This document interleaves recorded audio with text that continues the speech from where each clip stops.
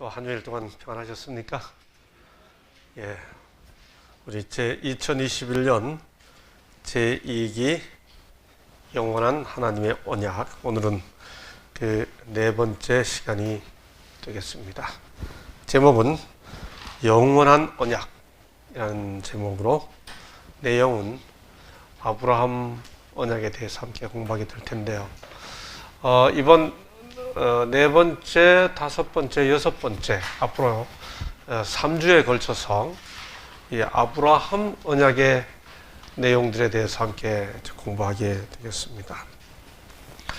한 기 동안 우리 안흥교회에서 우리 교우님들과 함께 금요일 저녁마다 이 코로나 시대를 맞아서 이렇게 돌아가면서 교우님들이 출석하고 계시잖아요. 또 어느 정도는, 또 어떤 분들은 함께 또 이렇게 실시간 영상으로 참여하시고, 벌써 우리 몇몇 분들이 제게 연락을 주셔가지고, 이번 기는 어떻게 안흥에서 하십니까? 이렇게 질문이 옵니다. 제가 안흥이 가깝습니다. 거기가 아주 좋은 데입니다. 안식일이 흥하는 데가 안흥이거든요. 답하죠. 여러분, 창세기를 읽어보면 창세기 11장 후반부부터 12장부터 시작해서 아브라함이 등장합니다. 창세기를 크게 나누면 1장부터 11장, 12장부터 50장. 창세기 12장부터 이제 이스라엘의 그 부조 역사들이 시작이 되는데, 12장부터는 아브라함, 이삭, 야곱, 요셉, 이 사람들 이야기가 창세기 뒷부분을 다 차지하고 있죠. 자, 그런데 이제 창세기 12장에서부터 시작되는 아브라함 기사에서 하나님께서 아주 언약이라는 단어를 딱 집어가지고 내가 너와 언약을 세우리니 하는 표현이 이제 나오는데, 이 아브라함 언약은 세 단계, 제가 생각하기에 이 단계라는 표현은 약간 오해를 불러일으키는 것 같아요. 우리 이제 공부합니다. 확인하는데 영어로 스테이지 이렇게 되어 있습니다.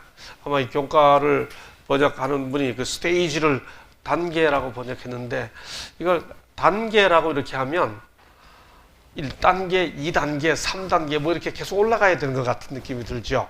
단계 이렇게 하면 계단, 뒤집으면 계단이잖아요. 근데 이게 스테이지라는 말은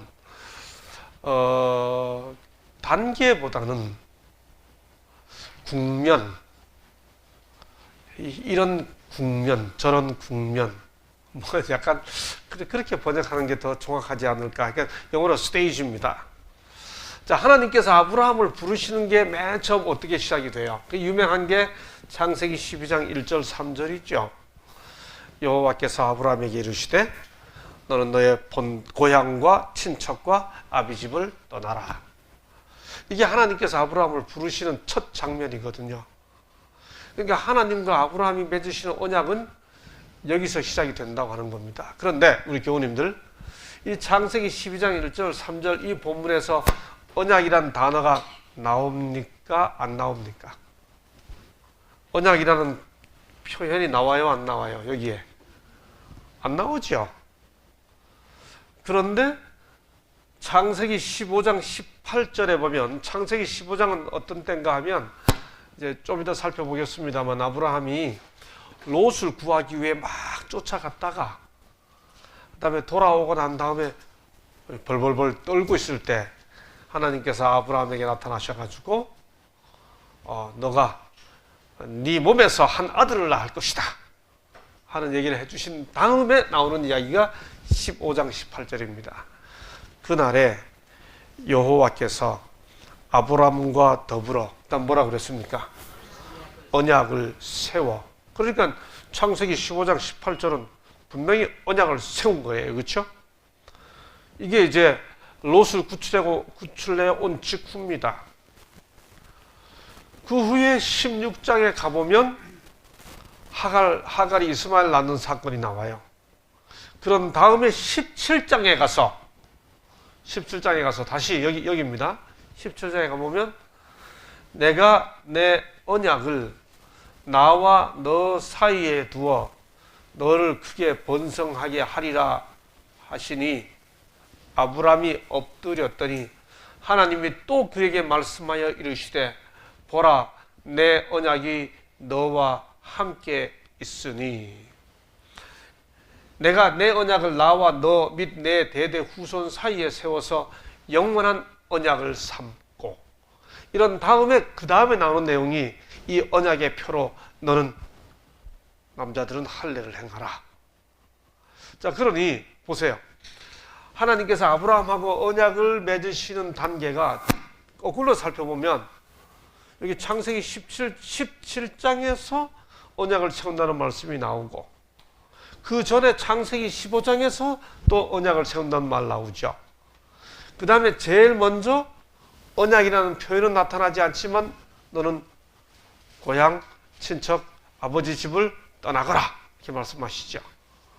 그래서 아브라함의 이야기 아브라함 기사, 아브라함 이야기를 기록하고 있는 성경 내용에서는 창세기 12장을 포함시키면 여기서부터 시작이니까 이걸 포함시켜서 여기 그 다음에 롯을 구출하고 난 다음 그 다음 하갈 사건 이후에 너와 사라 사이에 아들 낳을 거야 할 때 이게 언약이 언급되기 때문에 이걸 포함해서 아브라함의 언약은 모두 다 세 국면으로 전개된다. 그렇게 말하는 겁니다. 이제 이해되셨죠? 아브라함 언약은 크게 세 국면이에요. 이걸 전체적으로 교과책 내용 제 4과는 전부 이 내용입니다. 이 내용을 여러분들이 이걸 이해하지 못하고 교과책을 보시면 첫날부터 여호와라는 이름 이게 왜 이걸 연구하는지 모르시고 그냥 그거 연구하고 있습니다. 월요일 소지에 엘샤다이 전능하신 하나님 하니까 이걸 왜 연구하는지 모르고 그걸 연구하게 되는 거예요. 이 전체 국면을 보셔야 됩니다. 하나님께서 아브라함과 언약을 맺으시는 건 몇 국면이 있다고요? 제가 손가락 몇 개 꼽았어요. 네, 세 국면이 있어요. 요 세 국면인데 요 세 번의 국면, 번역대로 단계로 합시다. 세 단계로 하나님께서 아브라함과 언약을 맺으시는데 그 매 국면 혹은 단계마다 언약을 맺으실 때 공통적으로 나타나는 세 가지 요소가 있어요. 그걸 제 1단계로 하겠습니다. 자, 요 구절 다시 한번 읽습니다. 시작.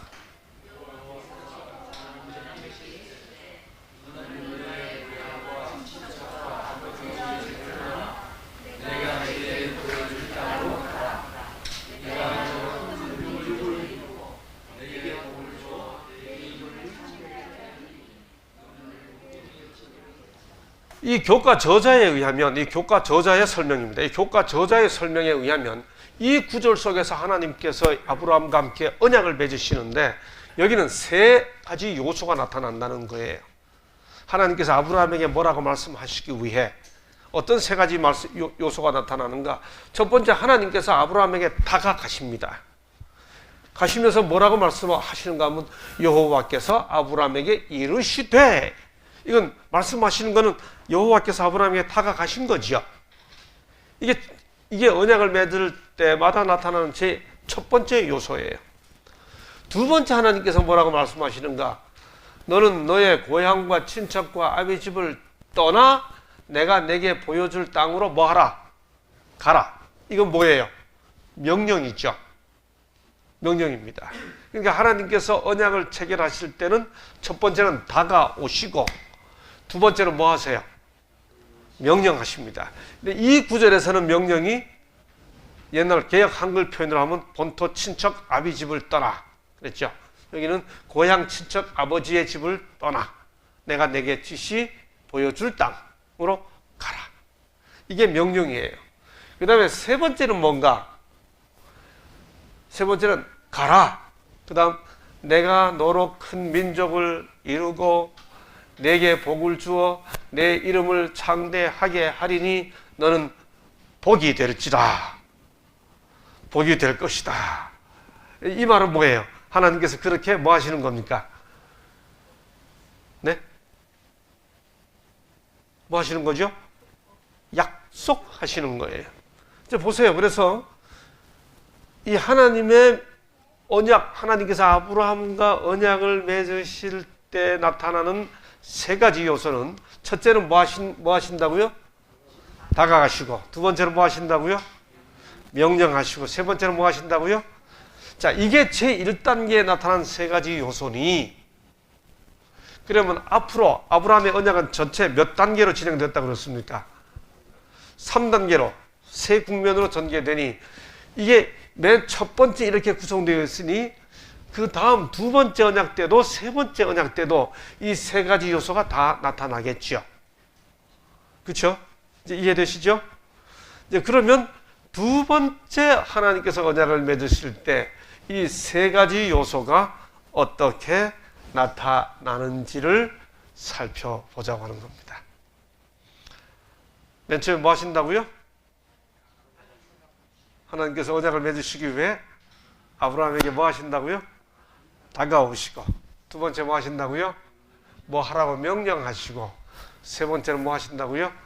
약속하셨습니다. 그래서 창세기를 읽어보게 되면 하나님께서 아브라함과 언약을 맺으시겠다는 그 언약이라는 단어가 딱 사용되는 첫 번째 경우가, 창세기 12장에는 언약이라는 단어는 없어요. 근데 그 내용이 언약이죠.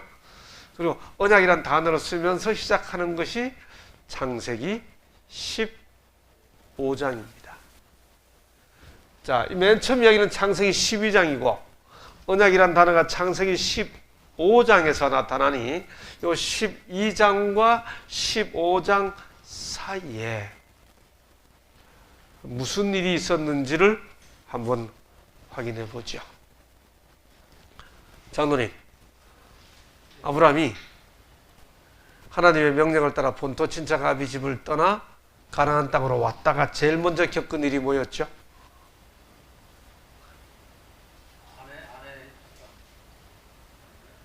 무슨 사건? 어디로 가서?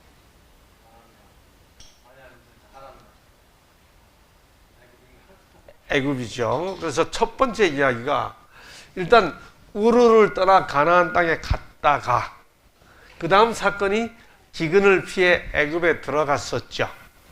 애굽에 들어가서 애굽의 그 왕 앞에서 장로님 말씀하신 대로 너무 아내가 예쁘니까 옛날부터 누이가 예쁘면 대접받지만 아내가 예쁘면 이게 피해를 당할 수 있다고 생각해서 그랬는지 참 믿음의 조상 아브라함이 출발할 때는 멋있게 출발했는데 참 맥없어요. 그렇죠? 그래가지고 대접받습니다. 그렇게 해서 오히려 대접받고 하나님께서 지켜주시는 바람에 종들을 많이 받아가지고 애굽에서 나오는데 그때 애굽에서 나오면서 받은 종 중에 누가 있었어요? 네? 하갈이 있었죠. 하갈 사건이 그래서 생기죠. 여하튼 애굽에서 나옵니다. 그 다음에 창세기 13장 그 다음 장에 보면 가나안으로 돌아와서 이제 베델까지 이르렀는데 네게브를 지나서 베델까지 올라왔는데 베델쯤 와서 이렇게 보니까 롯은 롯대로 재산이 불고 아브라함대로 재산이 불어가지고 양 집안이 서로 같이 있기가 곤란하지요. 그래서 아브라함이 롯 조카 보고 뭐라고 그래요? 네가 좋은 땅 먼저 택해. 네가 좌하면 내가 우하고 네가 우하면 내가 좌할게. 이렇게 헤어지고 아브라함이 헤브론에 가지요. 그런데 창세기 14장에 보면 그렇게 좋은 땅을 차지했던 롯이 소돔에까지 가게 되고, 그렇죠? 그 소돔으로 다른 나라 왕들이 전쟁하면서 왔다가 롯을 사로잡아서 갔다는 소식을 듣고 아브라함이 막 쫓아가서 롯을 되찾아오죠. 그렇죠? 그 조카가 죽을 뻔한다는 말을 듣고는 그때는 정신없이 쫓아가서 찾아왔는데 찾아와서 데려와 놓고 보니 정신 차리고 생각해 보니까 여기가 어디예요? 남의 나라거든요. 그 순간 아브라함 마음이 두려움에 휩싸이게 된 거지요. 다 함께 창세기 15장 1절을 읽겠습니다. 우리 성경 직접 찾으셔서 읽어주시죠. 창세기 15장 1절.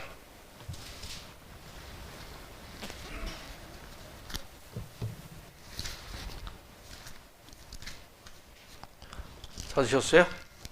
15장 1절 직접 성경 찾아서 함께 읽습니다.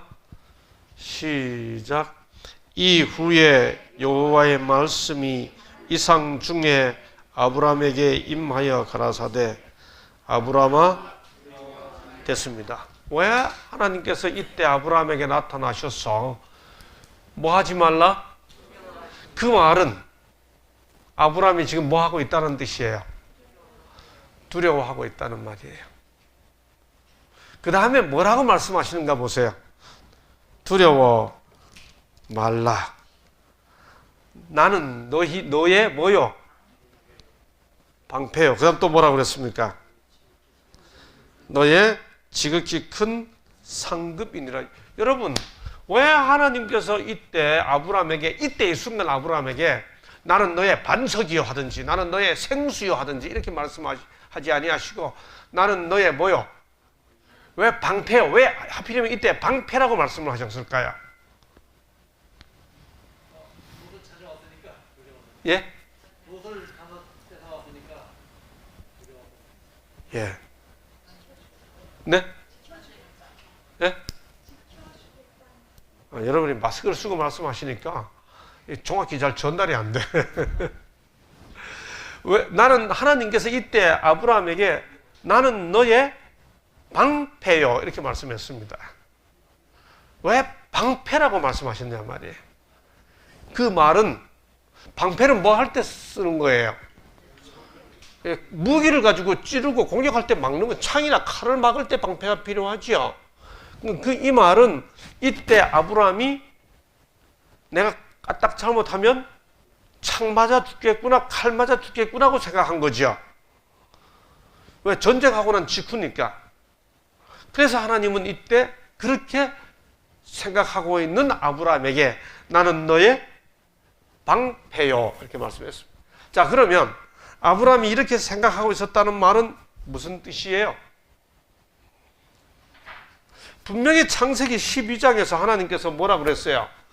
내가 너로 큰 민족을 이루고 라고 말씀하셨죠. 큰 민족을 이루게 해주시려면 죽기 전에 아들 낳아야 돼요. 그렇죠? 그런데 막상 전쟁하고 돌아온 아브라함이 내가 아들을 낳아야 큰 민족의 조상이 되는데 까딱하면 내가 뭐 하겠구나, 칼 맞아 죽겠구나 하는 생각을 한 거예요. 자식도 없겠네. 그러니까 하나님께서 그에게 그 아브라함의 속마음을 쫙 꿰뚫어 보시고 내가 너 지켜줄게. 내가 너의 방패요. 내가 너의 상급이니라. 이렇게 말씀하십니다. 그러니까 아브라함이 뭐라 그러나 보기 보세요. 아브라함이 하나님께서 그렇게 말씀하시는 걸 딱 듣고 아브라함이 하는 반응이 주 여호와여 무엇을 내게 주시려 하나이까? 나는 뭐가 없사오니? 요 말은 아브라함이 지금 무슨 생각을 하고 있었다는 말이에요? 자식도 안 낳고 죽겠구나 하는 생각을 하고 있었던 겁니다. 자식이 없사오니 나의 상속자는 이 다메섹 사람 엘리에셀이니이다. 이게 아브라함이 큰 민족의 조상은커녕 내가 자식도 하나, 하나님의 약속을 이루기 위한 자식도 하나 아직 낳지 못한 상태에서 죽을 수 있겠구나.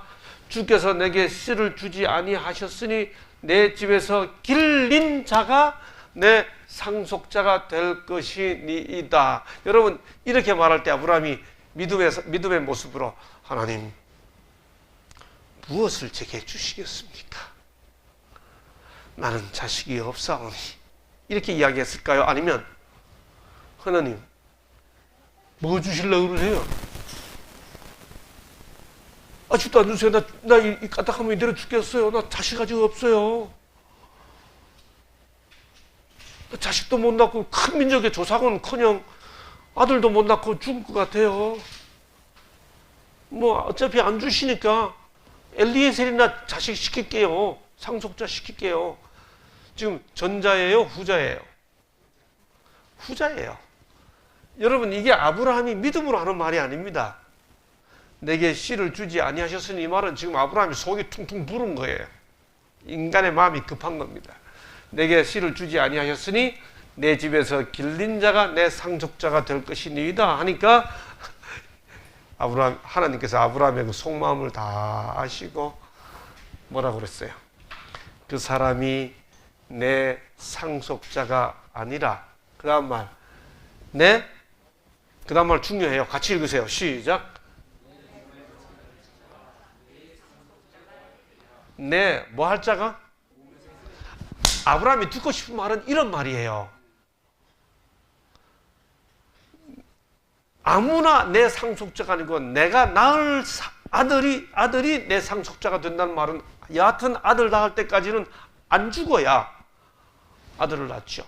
여러분, 이때 하나님께서 내 몸에서 날 자라고만 했어요? 사라가 너에게서 낳아줄 아들이라고 했어요? 네? 만약에 이때 하나님께서 사라가 너에게서 낳아줄 아들이라고 처음부터 이야기했었으면, 이게 15장이거든요. 16장에서 하갈 사건 생기거든요. 그럼 그때 처음부터 사라가 너에게 낳아줄 아들이라고 말했었으면 16장의 하갈 사건은 안 생겼겠죠. 그렇죠? 근데 하나님은 아브라함에게 이때 처음부터 사라 이야기는 안 하고 뭐라고까지만 이야기해 주셨어요? 네가 나까지만 이야기해 주신 거예요. 처음부터 다 얘기해 주지 않으셨어요. 그렇죠? 그러고는 끌고 나가서 별을 보여주면서 별보다 네 자손이 많아질 거야 하니 아브라함이 여호와를 믿으니 여호와께서 이를 그의 의로 여기시고, 이 대화, 아브라함과의 이 대화 이후에, 이게 5절 6절이거든요. 이 대화 이후에 7절 함께 읽으시겠습니다. 시작. 그날에, 다시 시작. 언제요? 그날이 무슨 날이에요? 지금까지 제가 설명드렸잖아요. 여러분, 성경 읽으실 때 단어 하나도 그냥 스쳐 지나가면 안 돼요. 아브라함 언약에서 처음으로 성경 본문에서 뚜렷하게 아브라함과 더불어 언약을 세웠다는 표현이 나오는 구절이 15장 18절이에요. 그런데 그 15장 18절에 여호와께서 아브라함과 더불어 언약을 세웠다라고 하는데, 그 언약을 세운 시간이 언제예요? 15장 18절 다시 읽습니다. 시작. 그날이 언제예요?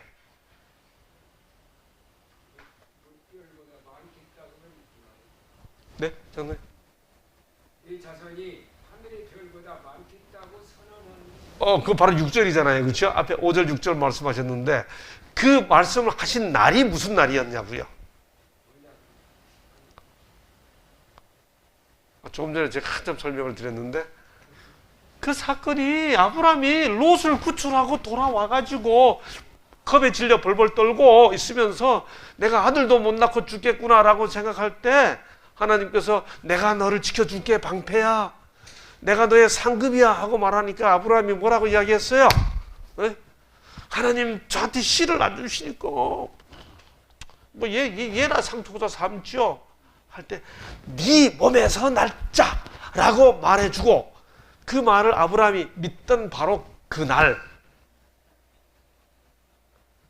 그러니까 이 하나님께서 언약을 세우시는 이 아브라함과 언약을 세웠다는 이 말이 나오는 바로 그날은 뭘 약속해 주시는 날이었어요? 네 몸에서 누굴 낳겠다? 아들 낳겠다는 약속입니다. 여러분, 그러니까 아브라함 언약의 첫 번째 핵심은 뭐에 대한 약속이죠? 아들에 대한 약속이에요. 아니에요. 그걸 다음 주에 공부합니다, 우리가. 이거 기억해 주셔야 돼요. 기억해 주셔야 우리가 다음 주에. 자, 이렇게 해서 그날에 하셨는데, 바로 이 언약을 우리가 맨 처음 첫 번째 공식, 창세기 12장에서 그 언약의 첫 번째 국면에 나타났던 세 가지 요소를 가지고 확인해 보자고요. 아브라함 언약의 세 가지 요소는 뭐였죠? 첫 번째가 다가오심, 두 번째가 명령하심, 세 번째가 약속하심. 이 세 가지 요소를 가지고 아브라함 언약의 두 번째 국면, 창세기 12장에 명령하신 그 내용, 그 다음 두 번째 국면에서 이걸 그 세 가지 요소를 가지고 찾아보자고요. 첫 번째, 하나님이 뭐 하심? 다가오심.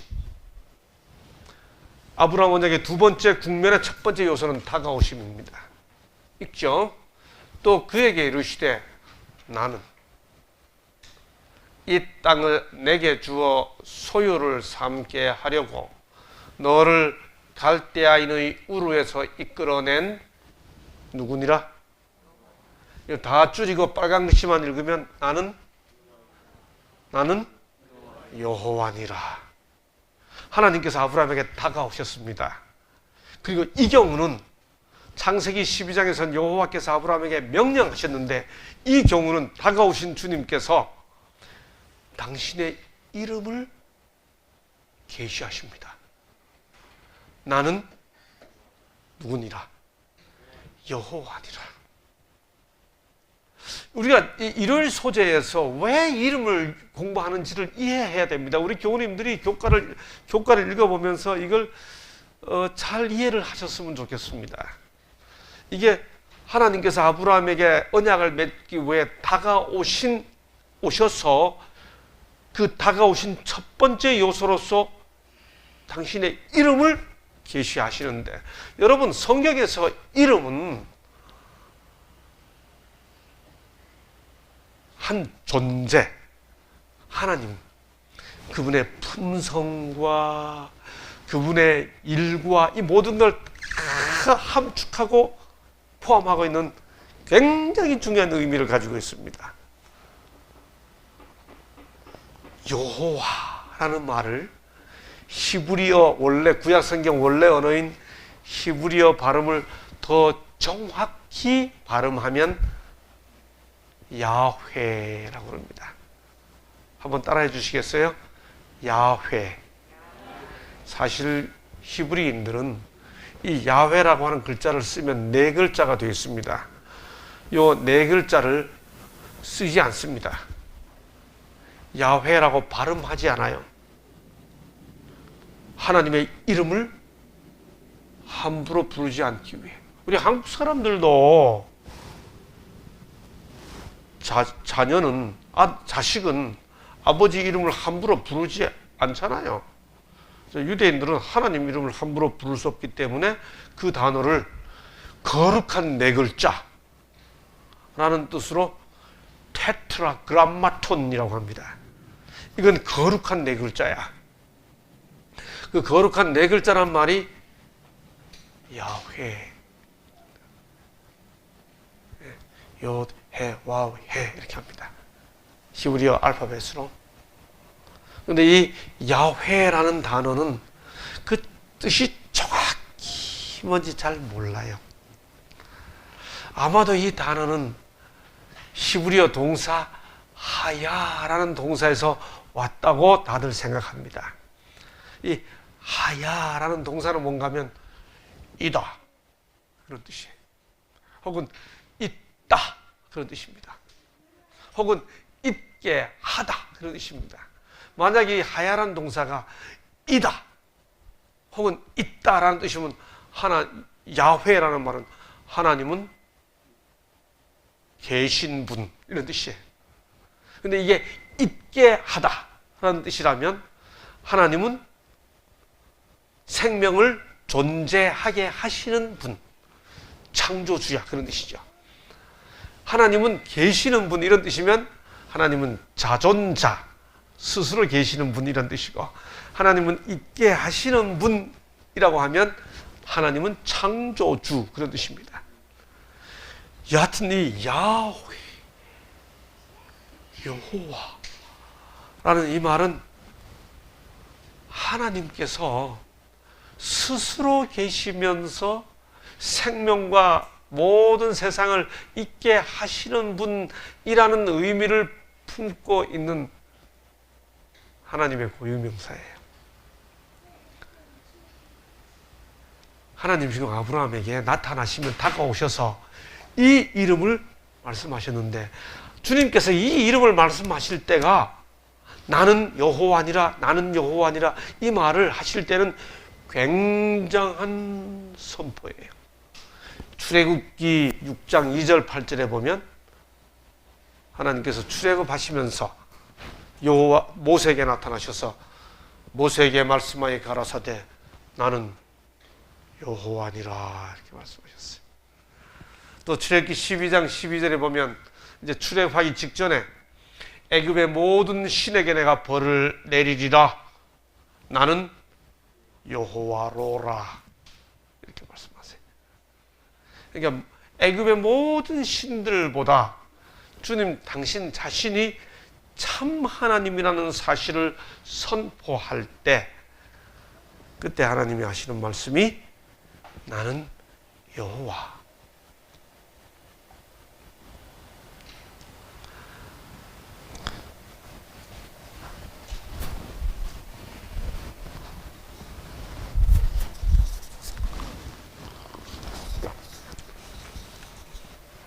박 목사님 나중에 우리 정집사들 잘 얘기해서 이 부분 다 잘라질 수 있도록 해 주십시오.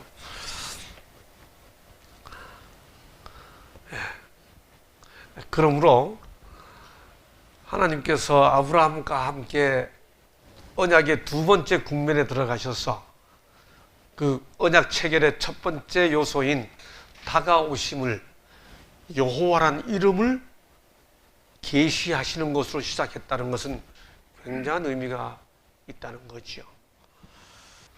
이렇게 다가오신 주님이 언약을 체결할 때 두 번째 요소는 뭐라고 그랬죠? 첫 번째는 다가오시고 그 다음은 명령하십니다. 뭐라고 명령하셨나요? 그가 이르되 주 여호와여 내가 이 땅을 소유로 받은 것을 무엇으로 알리이까? 여호와께서 그에게 이르시되 나를 위하여 3년 된 암소와 3년 된 암염소와 3년 된 숫양과 산비둘기와 집비둘기 새끼를 가져올지니라. 아브라함이 그 모든 것을 가져다가 그 중간을 쪼개고 뭘 명령했어요? 제사를 지내라 그 말이잖아요. 그 다음에 여러분 잘 압니다. 새는 쪼개지 않았습니다. 그 레위기 법에 의하면 쪼개지 않게 되어 있었죠. 다 이렇게 해서 제사를 하나님께 아브라함이 드리죠. 그리고 하나님께서 15장 17절에 보면 해가 져서 어두울 때 연기나는 화로가 보이며 타는 횃불이 쪼갠 고기 사이로 지나가니라. 하나님께서 그 제사를 뭐 하신 거예요? 받으신 겁니다. 그렇죠? 하나님께서 명령하셨어요. 제사를 지내라.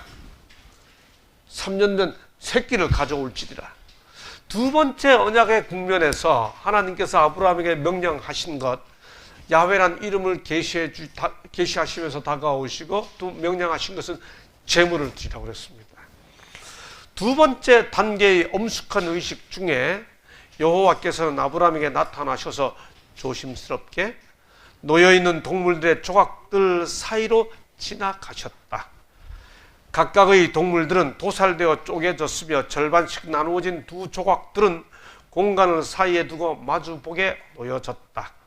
새들은 죽임을 당했지만 쪼개지는 않았다. 언약을 맺는 당사자들이 쪼개놓은 조각들 사이로 지나가는 것은 언약에 영원히 순종하겠다는 엄숙한 서약과 맹세를 상징했다. 언약이 체결된 겁니다. 그리고 하나님께서 언약의 세 번째 요소가 뭐라고 그랬죠? 다가오심, 그 다음 명령하심, 그 다음에 뭐예요? 약속하심. 뭐라고 약속하시나요? 이 두 번째 언약 체결에서 주님이 뭐라고 약속하시나요? 그날에 여호와께서 아브라함과 더불어 언약을 세워 이루시되. 그 약속의 내용이 뭐예요? 다 함께 읽으시겠습니다. 시작. 이 땅을 강에서 애굽 강에서부터 그 큰 강 유브라데까지 내 자손에게. 약속은 뭐에 관한 약속이에요? 자, 그러니까 하나님께서 아브라함과 함께 언약을 맺으시면서 하신 약속은 첫 번째는 뭐에 대한 약속이라고 그랬죠? 아까 아들에 대한 약속. 또 하나는 여기 보니까 뭐죠? 그러니까 하나님께서 아브라함과 언약을 맺으시면서 하신 약속은 두 가지예요. 뭐에 관한 약속? 아들에 관한 약속. 또 뭐에 관한 약속? 땅에 대한 약속. 그러니까 아브라함 언약을 이해하려면 아들에 대한 약속과 땅에 대한 약속을 함께 살펴봐야 됩니다. 자, 아브라함의 언약은 모두 몇 국면으로 진행이 됐다고요? 몇 단계? 세 단계. 첫 번째가 창세기 12장 떠날 때. 두 번째가 지금까지 살펴봤던 창세기 15장. 그 다음에 세 번째가 언제라고 그랬죠? 아까 하갈 낳고 난 다음에 아브라함이 99세 되었을 때입니다. 함께 보시겠습니다. 자, 함께 읽어보실까요? 시작. 아브라함이 99세 때에 여호와께서 아브라함에게 나타나서 그에게 이르시되 나는 전능한 하나님이라 너는 내 앞에서 행하여 완전하라. 여러분이 성경을 읽어보시면 아브라함 기사에서 언약이란 단어가 아주 집중적으로 쏟아지는 장이 창세기 17장이에요.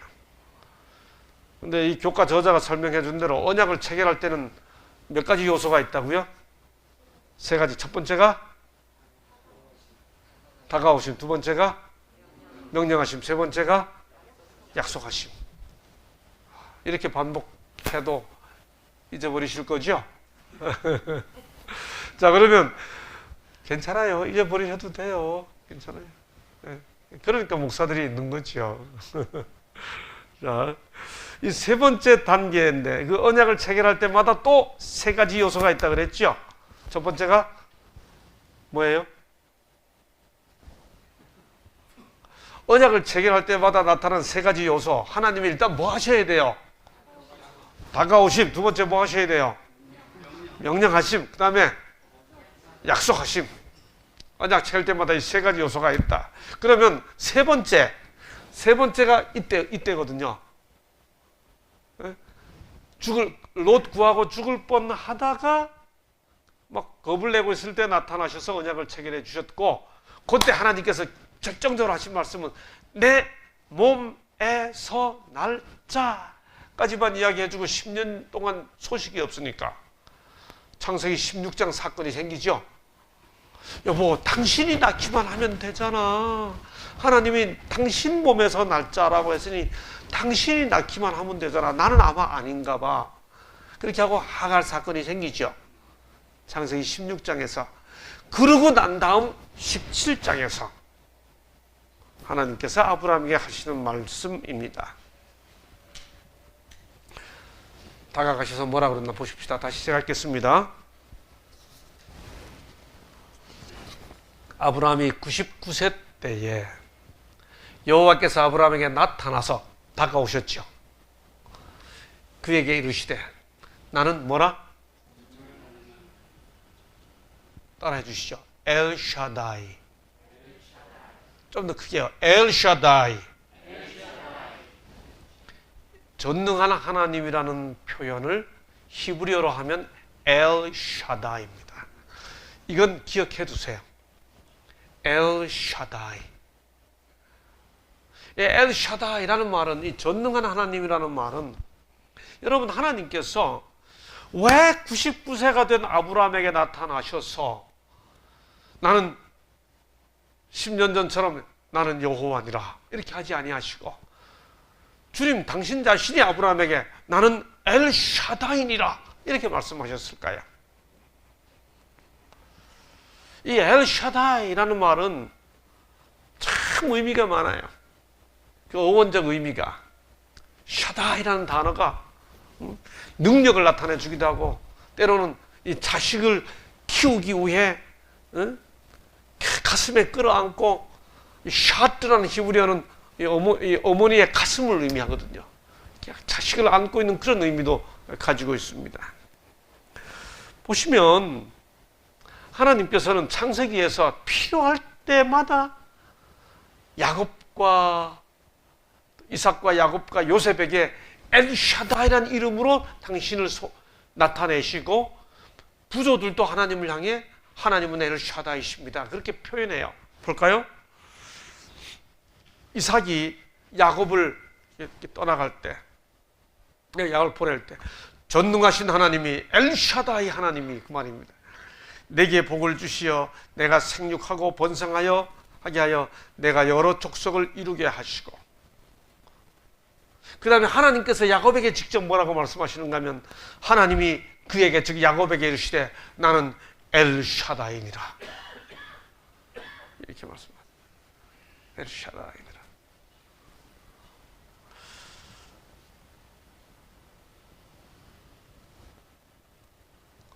야곱이 요셉 이야기를 듣고 난 다음에 하시는 말씀이에요.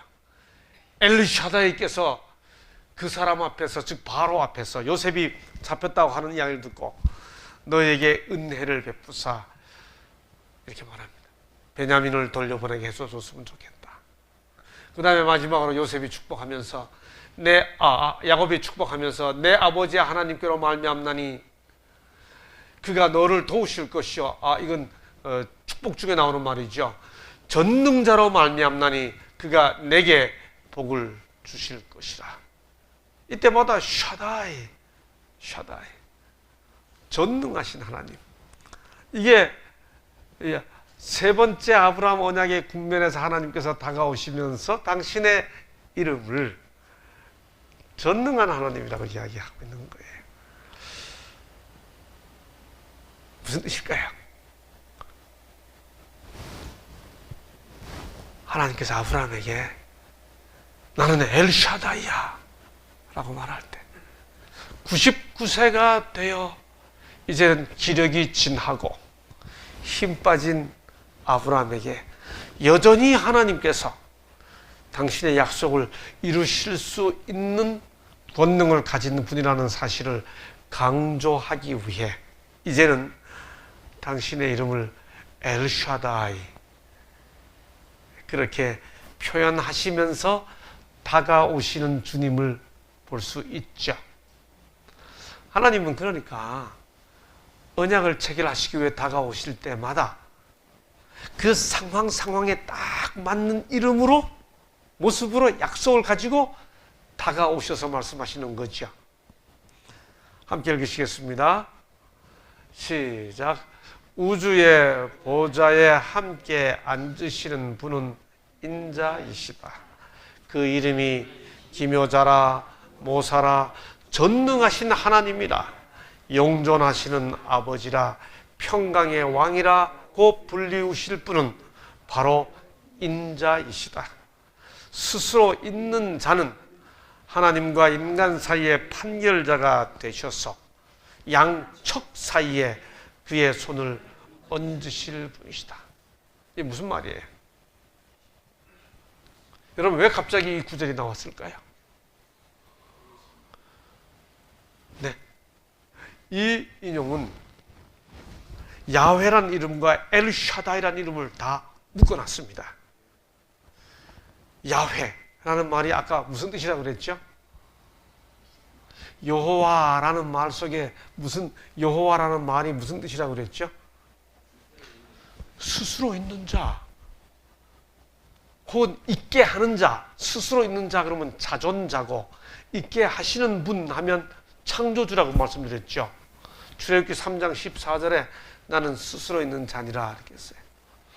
그 다음에 여기 창세기 17장 1절에서 하나님께서 세 번째 아브라함과 언약을 맺으시면서 엘샤다이라고 했잖아요. 그 스스로 있는 자이시면서 전능하신 하나님의 실체가 누구시냐 말이에요. 다시 읽겠습니다. 우주의 보좌에 함께 앉으시는 분은 인자이시다. 그 이름이 기묘자라 모사라 전능하신 하나님이라 영존하시는 아버지라 평강의 왕이라고 불리우실 분은 바로 인자이시다. 스스로 있는 자는 하나님과 인간 사이의 판결자가 되셔서 양측 사이에 그의 손을 얹으실 분이시다. 무슨 말이에요 이게? 예수께서 곧 여호와이시고 곧 엘샤다이가 되신다 그 말이죠. 아브라함 언약을 맺기 위해 하나님께서 언약의 체결의 두 번째 국면에서 여호와를 선포하시면서 다가오시고 세 번째 국면에서 엘샤다이를 선포하시면서 다가오셨는데 오늘 이 시대에 우리는 우리와 함께 언약을 맺으시는 우리의 여호와이시고 우리의 엘샤다이가 되시는 예수 그리스도가 계시다. 그 사실을 확인하고 지나가는 겁니다. 이해되셨죠? 언약 체결에 나타나는 두 번째 요소가 명령이고 세 번째 요소가 약속인데 이 아브라함 언약 세 번째 국면에서는 약속이 먼저 나타납니다. 그게 뭐예요? 내가 내 언약을 나와 너 사이에 두어 너를 크게 번성하게 하리라 하시니 아브라함이 엎드렸더니 이제 네 이름을 뭐라 하지 말고 아브라함이라 하지 아니하고 뭐라 하라. 김정누님, 아브라함은 무슨 뜻이고 아브라함은 무슨 뜻이에요? 이 뜻이 어떻게 달라졌길래 아브람이란 이름에서 아브라함이란 이름으로 바꿉니까? 성경에서 이름을 바꾸는 것은 굉장한 뜻이 있어요. 사실 성경에서 이름은 부모의 마음이 다 나타난 거죠. 아담, 여러분 아담이란 이름 누가 지었어요? 네? 하와란 이름 누가 지었어요?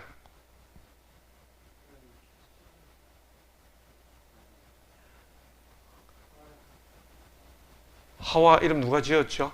집사님? 네? 아니 아담이 지었어요? 네. 정말요? 그런 건 알고 있어요. 왜 자신이 없어져요 갑자기? 아담이 지었어요. 아담이 지었어요? 확실합니까? 그럼 아담이란 이름은? 네? 아담이란 이름은? 아담 하나님이 성경에서 아담의 이름을 지었다는 말이 성경에 나오지는 않아요. 근데 그 이름을 지어주실 분이 하나님밖에 없어요. 그럼 하와란 이름은? 아담이가 진 걸로 제가 확실하게. 말씀하시니까 성경으로 확인해 보자고요. 창세기 3장 20절.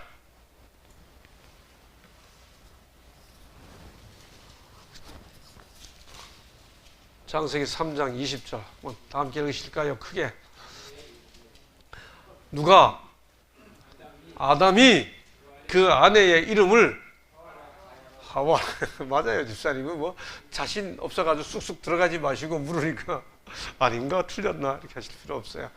성경에 나오는 인물 중에 아담은 하나님이 지어줬고 하와는 누가 지어줬어요? 아담이 지어줬고 그 나머지 모든 이름은 누가 지어줬어요? 부모들이 지어줬어요. 당연히 가인이라는 이름도 부모가 짓고 아벨도 부모가 지었어요. 그런데 아담이란 이름의 뜻이 흙이에요. 하와란 이름의 뜻은 생명이에요. 가인이란 이름의 뜻은 뭐예요? 아들을 얻었다. 그렇게 설명되어 있죠. 아벨이란 이름의 뜻은 뭐예요? 허무하다, 실망했다 그런 뜻입니다. 다니엘 무슨 뜻이에요? 다니라는 말은 나의 심판자가 엘 하나님이다 그런 뜻입니다. 요라는 말은 여호와의 줄임말이에요. 엘은 하나님이에요.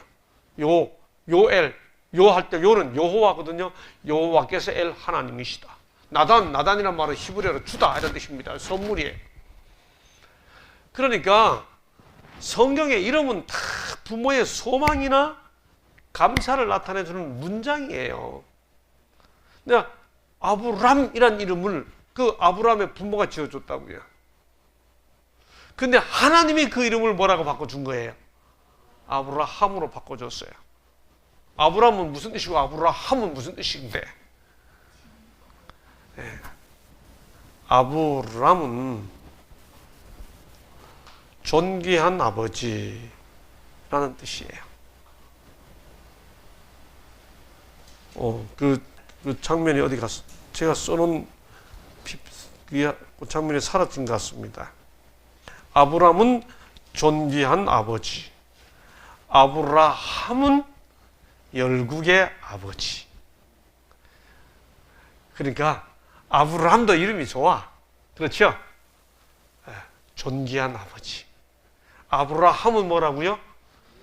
이 아브람을 아브라함으로 바꿔줄 때는 그 이름 속에 뭐가 포함되어 있어요?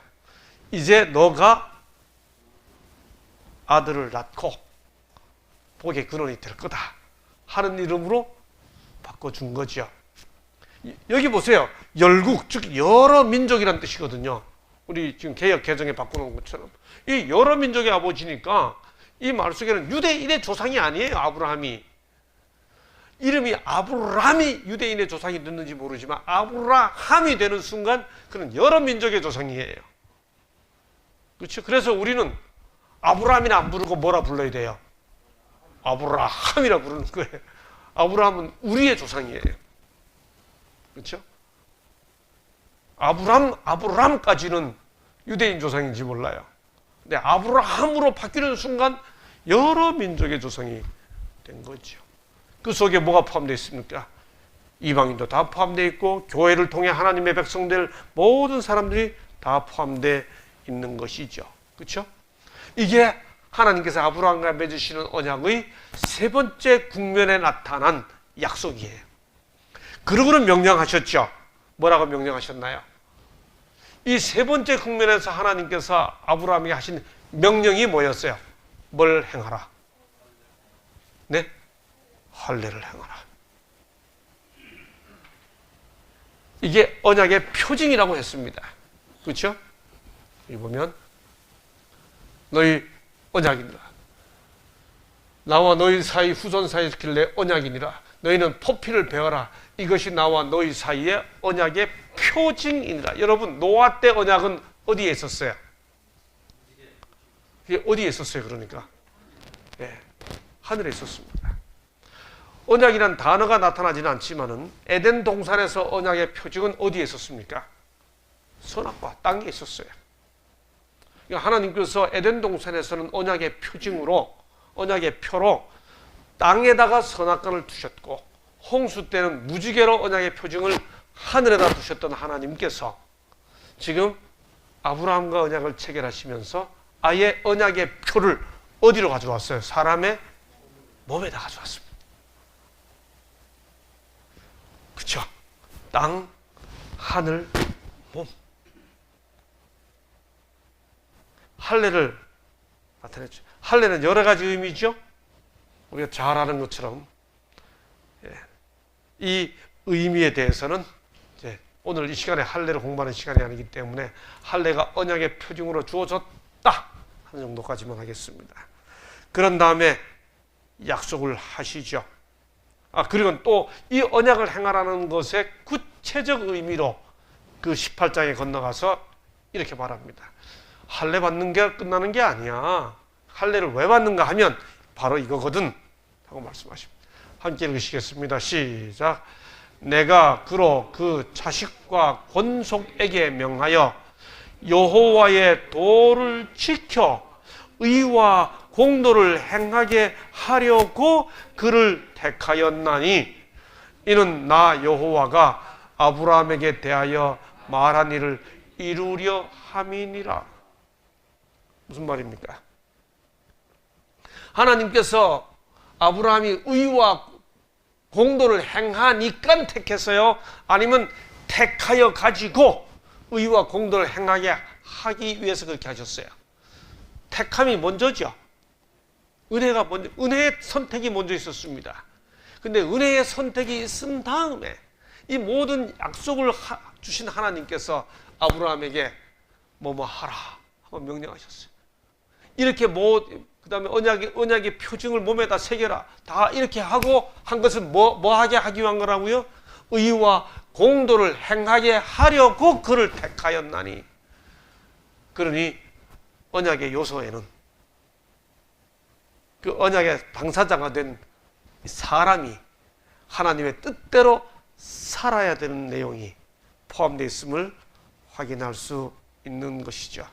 아브라함의 믿음의 행위는 우리의 유익을 위하여 기록되었다. 그것은 하나님의 요구가 아무리 심하고 괴로운 것일지라도 신뢰해야 한다는 큰 교훈을 우리에게 가르쳐주며 자녀들에게 부모와 하나님께 온전히 순종하라는 교훈을 준다. 아브라함 언약은 세 국면으로 전개되었습니다. 첫째, 뭐예요? 본토 친척 아비 집을 떠나라. 둘째, 창세기 15장에서 언약을 행했습니다. 롯을 구출하고 난 직후에 불안에 떨고 있는 아브라함에게 내 몸에서 날짜 하고 약속을 주셨어요. 세 번째, 하갈 사건 이후에 99살이 되었을 때 하나님께서 아브라함에게 다시 언약을 체결하셨습니다. 이 세 국면마다 세 가지 요소가 나타나는데 하나님은 다가오시고, 두 번째 뭐 하시고? 명령하시고, 세 번째 뭐 하셨습니까? 약속하셨습니다. 아브라함의 언약 속에 나타난 세 번의 국면 속에 나타난 이 세 가지 요소, 야훼로 다가오시고 엘샤다이로 다가오시면서 명령하시고 약속하시는 이 요소들은 예수 그리스도 안에 있는 우리들에게서 그대로 다 성취되고 있죠.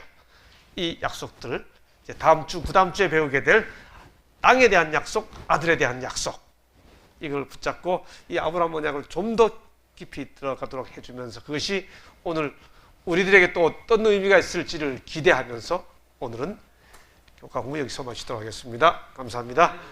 기도하겠습니다.